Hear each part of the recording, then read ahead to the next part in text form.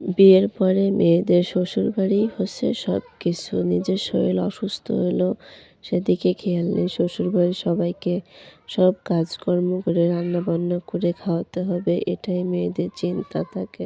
নিজের কোনো যত্ন নিতে চায় না। কোথায় রান্না করতে হবে, কোথায় এটা করতে হবে, কোথায় শাশুড়ির যত্ন, শ্বশুরের যত্ন, স্বামীর যত্ন। ছেলে মেয়ে হলে তো আর কোনো কথাই নেই, সারাদিন তাদের যত্ন নেওয়াই লাগবে। নিজের শরীরের কথাই একবারও চিন্তা করে না একটা মেয়ে। আবহাওয়া চেঞ্জ হওয়ার কারণে শরীরটা আজ বড্ড বেশি খারাপ। তবুও কী করার, রান্নাবান্না করে তো খেতেই হবে। রান্না করে খাওয়ানোর মতো লোক নেই। আর শাশুড়ি যদি অসুস্থ থাকে তাহলে আর কে রান্না করে খাওয়াবে? মায়ের বাড়িতে থাকলে তো মা রান্না করে খাওয়াতে বলতো, তুমি শুয়ে থাকো। কিন্তু শাশুড়িও বলতো, শাশুড়িও অনেক ভালো আমার, কিন্তু সে নিজেই অসুস্থ, আমাকে কীভাবে সে রান্না করে খাওয়াবে? এখানে আমি আর আপুর দুজনেই খুব অসুস্থ, তবুও কিছু করার নেই, দুজনেই চলে আসলাম রান্না করতে।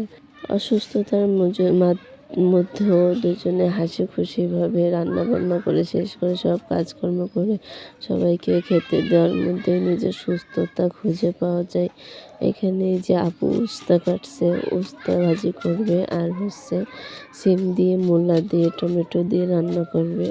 আপুর কাটা হয়ে যাচ্ছে প্রায়। আমি এখনও কাটা শুরু করতেই পারিনি, কারণ ভিডিও করছিলাম। এদিকে যে আপু ভাত বসিয়ে দিয়েছে, আমরা হচ্ছে বসি দিয়ে রান্না করি। আমার ভাত উতলে গেছে, ডাল চুলায় দিয়ে দিয়েছি, ভাত গড় দিয়ে দেবো এখন। এরপরে আমি কাটাকাটি করছি, আমি উস্তা দিয়ে ছোট মাছ দিয়ে চচ্চড়ি করব। অনেক খারাপ লাগতেছে, তারপরও করার কিছু নেই, রান্না তো করতেই হবে। রান্না না করলে খেতে দেবে কে? আর বাচ্চা খাবে কি? বাচ্চার বাবা, শাশুড়ি, বাড়ির সবাই কীভাবে কী খাবে? সেজন্য রান্না করাই লাগবে, রান্না ছাড়া কোনো উপায়ই নেই। উস্তা দিয়ে মাছ দিয়ে রান্না করব, ডাল রান্না করব। আর ডাল তো প্রতিদিন রান্না করতেই হবে। ডাল রান্না করতে যেয়ে কি মেজাজটা গরম লাগে। ভাত রান্নতেও যত সময় লাগে, ডাল রাঁধতেও তত সময় লাগে। চুলায় রান্না করতে তো অনেক সময় লাগে, দেরি হয়ে যায় আমার। ওষুধ তো খেতে পারি না, ওষুধ খেলে না হয় শরীরটা একটু সুস্থতা লাগতো, কিন্তু ওষুধ খেতে পারি না বলে কিছু করার নেই। এখানে উস্তা প্রায় কাটা শেষ হয়ে আসছে, এবার ঝাল পেঁয়াজ কেটে নেব আমি।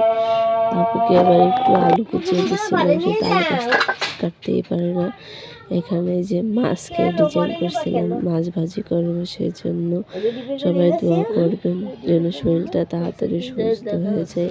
আর সবাই নিজের প্রতি নিজের অনেক খেয়াল রাখবেন, ভালো থাকবেন, সুস্থ থাকবেন। ভিডিওটা এই পর্যন্ত শেষ করছি, আল্লাহ হাফেজ।